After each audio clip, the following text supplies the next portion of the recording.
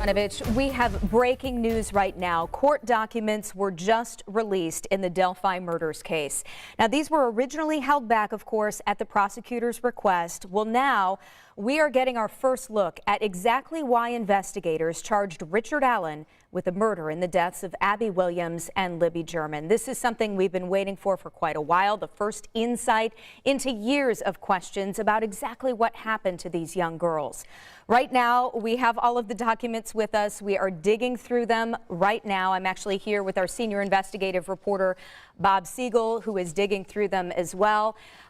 These are redacted documents. We should make that clear. The judge making that decision not to release all of them, but to definitely give us some clues as to what happened there. Right.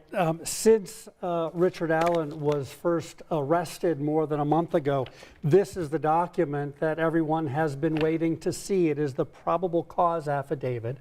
That type of document links a defendant to the alleged crime that police think that that person committed. So this probable cause affidavit, again, it's essentially been sealed for the last month.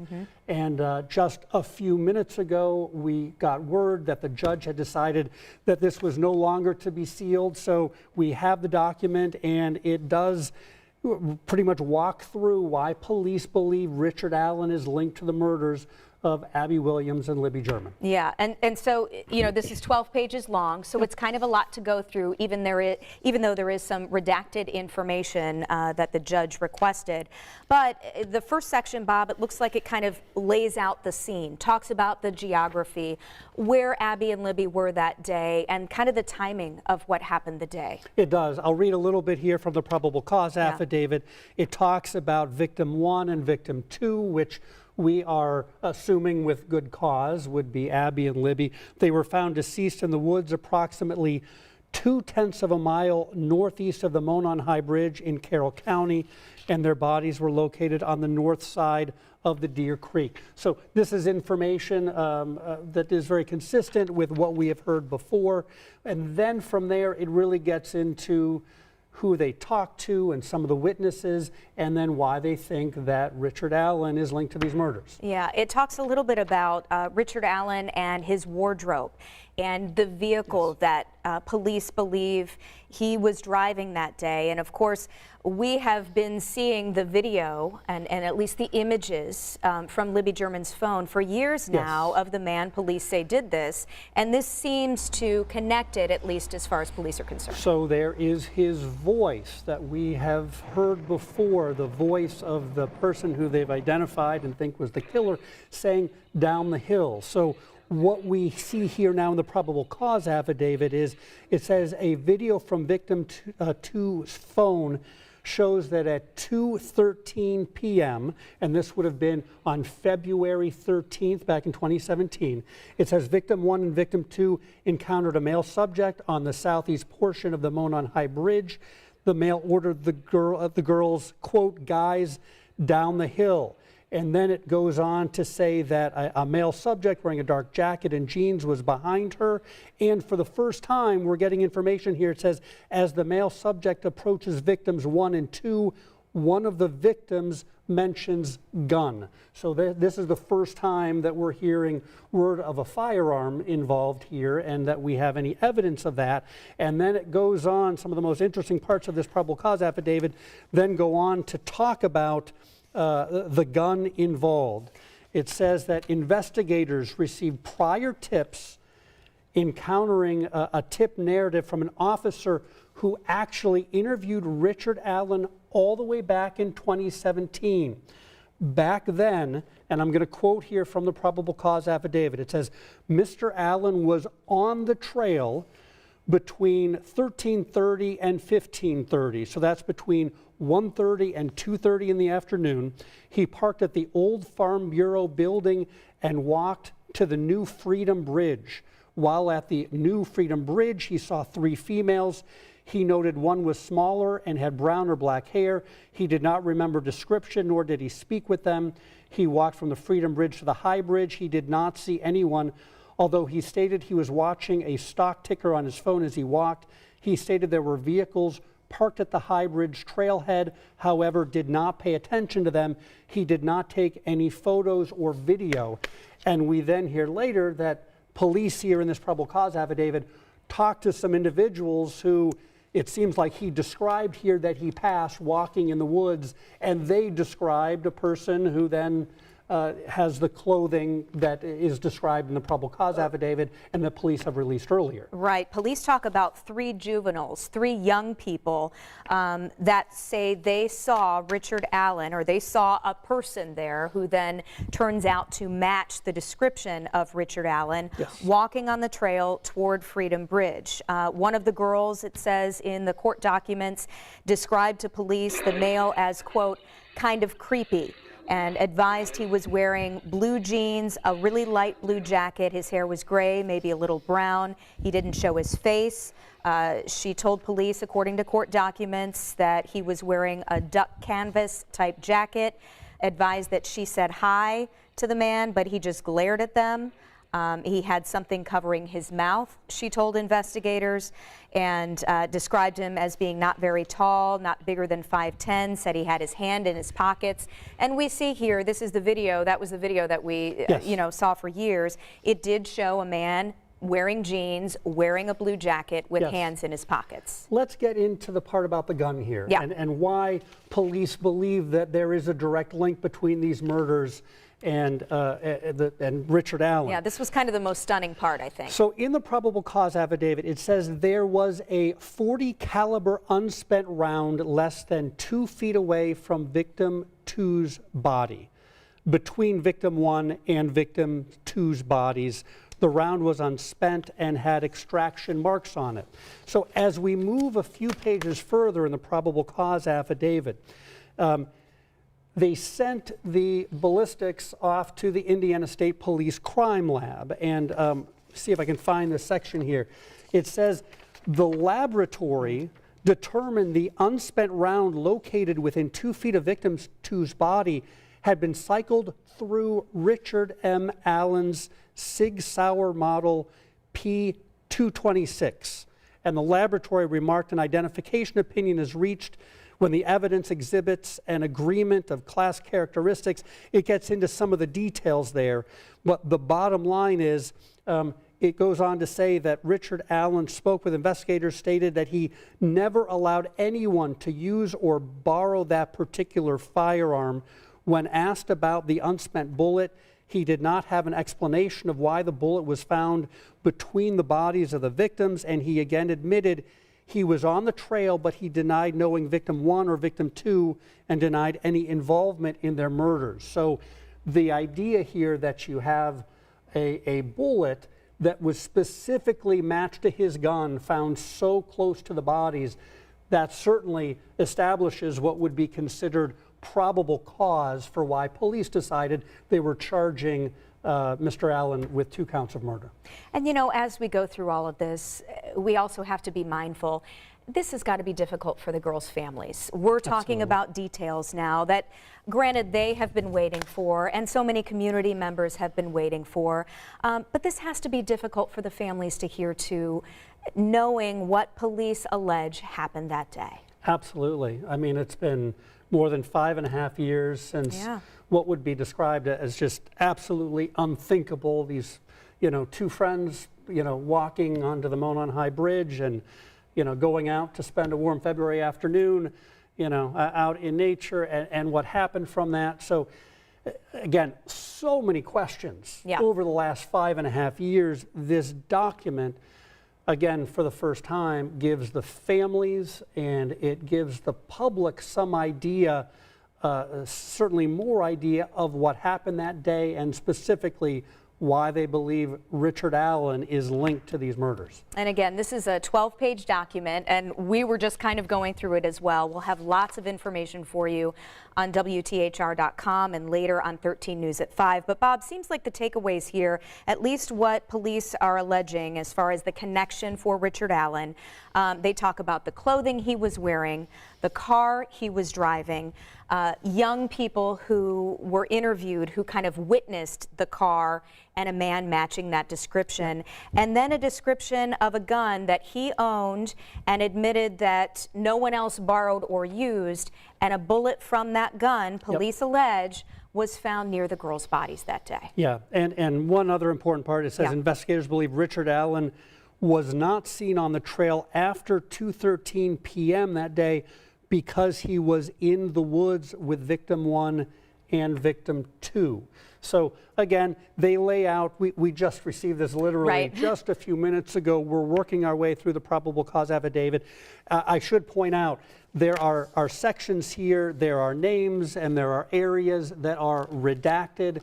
The judge made very clear she is honoring the prosecutor's request to not release the original unredacted version of the probable cause affidavit, which has the names of some witnesses in there to protect them. But that whole argument about whether or not this information should be released to the public, the judge determining that the benefit to release this publicly outweighed any idea that this might harm the public or the attempt to prosecute here.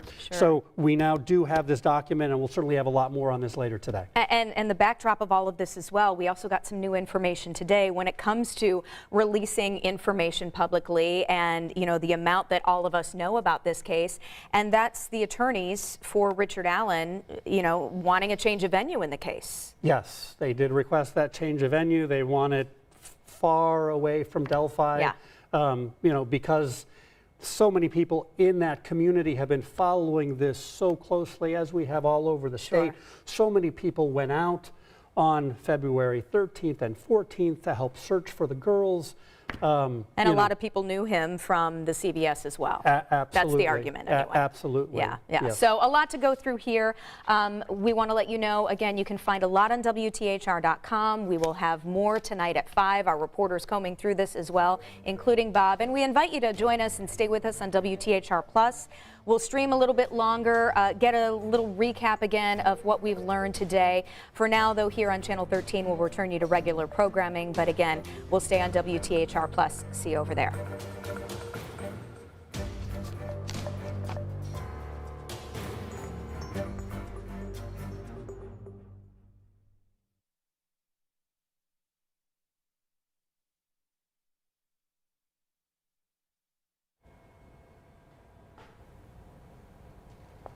All right, good afternoon. I'm Jenny Renovich, along with our 13 Investigate senior investigator, Bob Siegel. It is just a little after 2 o'clock right now. Thanks for joining us on WTHR Plus. Just in the last hour, we have received court documents that we have been waiting for, honestly, for a long time, involving the Delphi murders. Bob, kind of walk us through what we got today and why this is significant.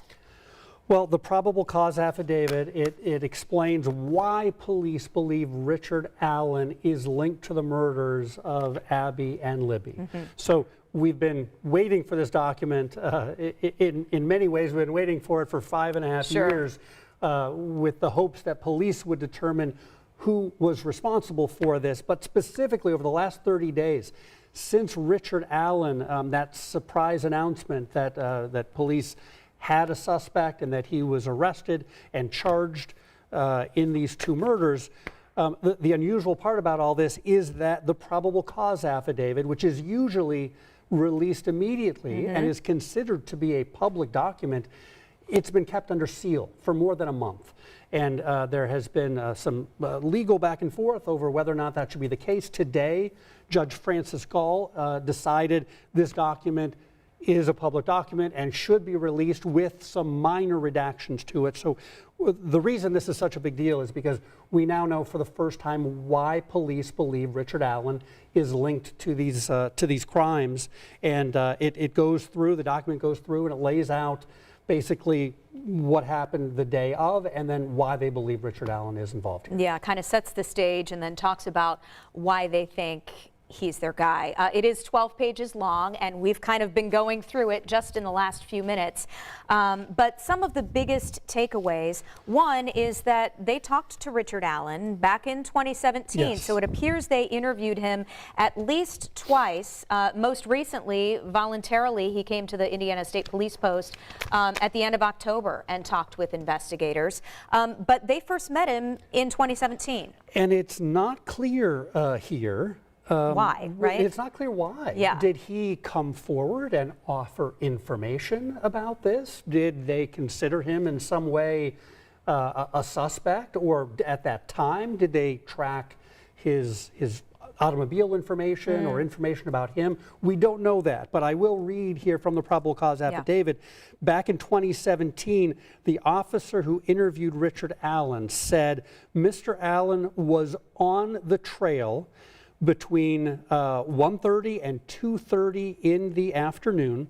He parked at the old farm building and walked to the New Freedom Bridge. While at the Freedom Bridge, he saw 3 females. He noted one was taller and had brown or black hair. He did not remember description, nor did he speak with them. He walked from the bridge to the Monon High Bridge.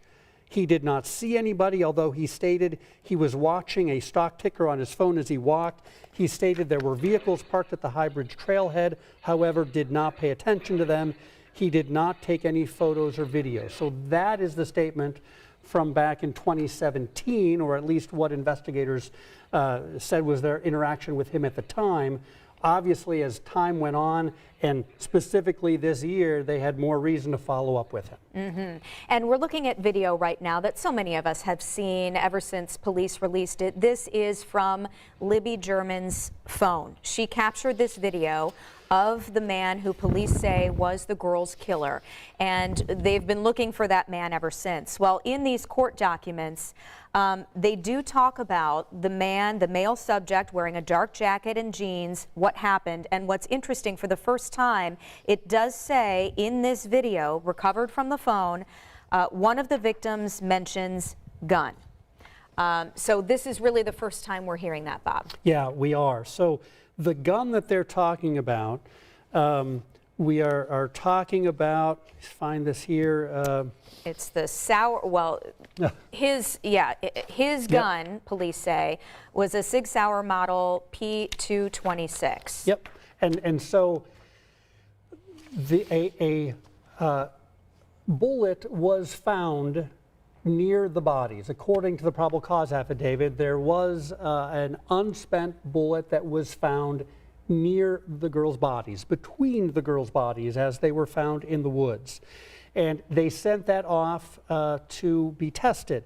And according to the Indiana State Police Crime Lab, the laboratory determined the unspent round located within 2 feet of victim 2's body had been cycled through Richard M. Allen's firearm, and they went on to give more details about that. Yeah, kind of a technical description about the patterns, the surface contours, making sure, yes, in fact, that unspent round did, in fact, come from his weapon, which, it's interesting, he said in his interview with police on October 26th of this year, according to the probable cause, that he bought the gun in 2001, and he told investigators, quote, he never allowed anyone to use or borrow the Sig Sauer model P226 firearm. That's interesting. That is very interesting. Keep in mind, that was it was a day. That was 1 day before that we then learned that the arrest took place. Right. And that goes on to say, when asked about the unspent bullet, Richard Allen did not have an explanation of why the bullet was found between the bodies of the victims. He again admitted that he was on the trail, but he denied knowing victim 1 or victim 2 and denied any involvement in their murders.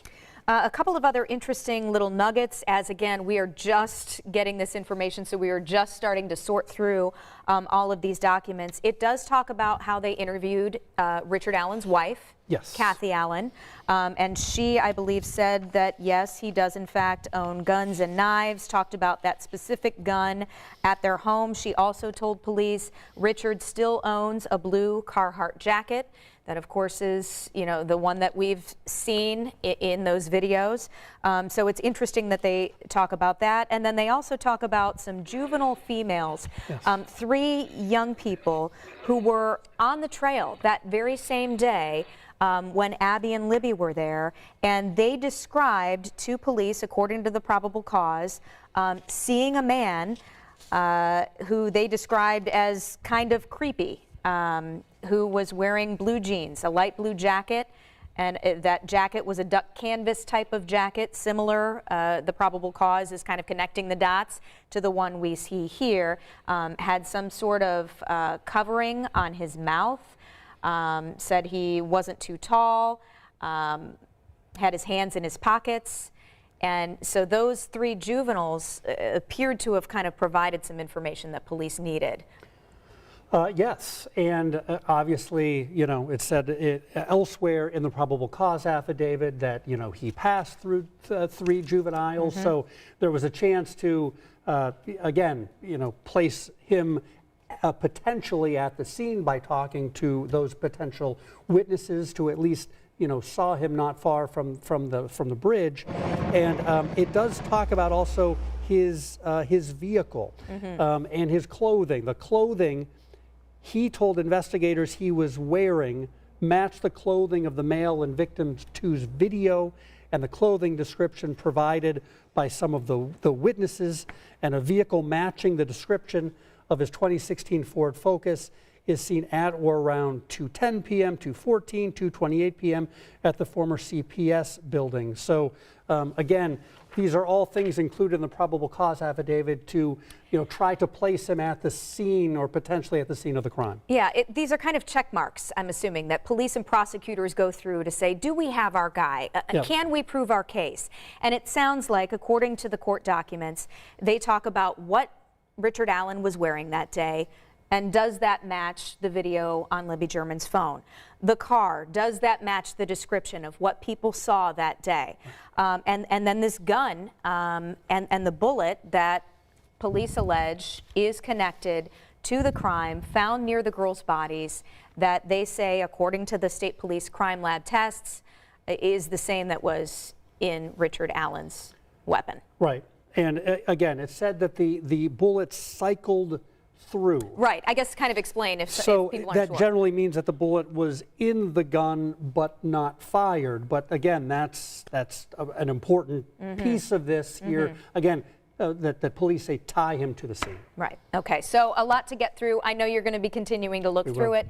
We have a team of reporters on this for you today. So please join us tonight at 5 on 13 News, and we'll get you all the information we've learned today. For now, thanks so much. Good night.